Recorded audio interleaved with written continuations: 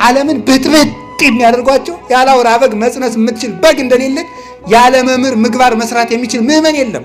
ሳይማሩ የሚያገቡ ሰዎች፣ ሳይማሩ የሚመነኩሱ ሰዎች ብጥብጥ የሚያደርጉ እየሮጠ ሄድና መመንኮስ፣ እየሮጠ ሄድና ደግሞ ዘግቻለሁ ማለት ሰይጣን ሲያጨናንቀው እንዲሁ እኮ እናንተ አንድ ወር ፑሻፕ ሳትሰራ ኮማንዶ መሆን ትችላለህ? ነውር አይደለም ወይ? ነውር እኮ ነው ይሄ ማለት ነው። አየር ወለድልውን እንዴ ብለን የምትሆነው እንዲሁ እኮ አይደረስ ነው። ደረትህ እንደገረረ አጥንትህ እንደደረቀ ማሰሪያ ሳይፈታ ምን ብለህ ነው ኮማንዶ የምትሆን? ሞኝ አረም ነቀላ መሰለ እንዴ? አይኮንም። እንደዚህ ሁሉ ዝም ብሎ ብድግ እየሮጡ ሄዶ ሰው ዘርግቼ ነው የምጸልይ ከሰይጣን ጋር ደረት ለደረት ውረት እንውረድ ይቻላል? አይቻልም። ደርሶ እየሮጡ ሄዶ መዝጋት ደግሞ ደርሶ ከፍቶ መሮጥ በግቻለሁ ማለት ነው። ይሄ ነው ደርሶ መዝጋት፣ ደርሶ መክፈት ማለት ደርሶ ማግባት፣ ደርሶ መፋታት። ይሄ ነው ችግሩ።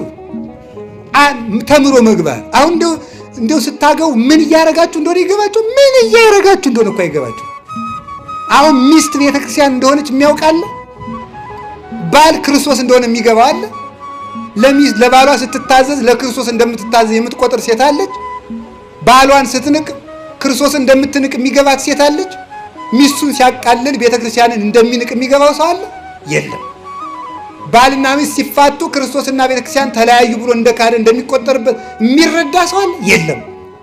የማያውቁት ያለ አውራ በጎች የጸነሱ ዝጉርጉር የሌላቸው ክርስቶስን የማይመስሉ ምዕመናን፣ ክርስቶስን የማይመስል ትዳር፣ ክርስቶስን የማይመስል ገዳም፣ ክርስቶስን የማይመስል ቤተ ክህነት፣ ክርስቶስን የማይመስል ንግድ፣ ክርስቶስን የማይመስል ንግግር፣ ክርስቶስን የማይመስል ስልጣን፣ ክርስቶስን የማይመስል አለባበስ፣ ሁለንተናችን ክርስቶስን የሚመስል ምልክት የለንም። መድኃኔዓለም ምልክት እንዲኖረን ያድርገን።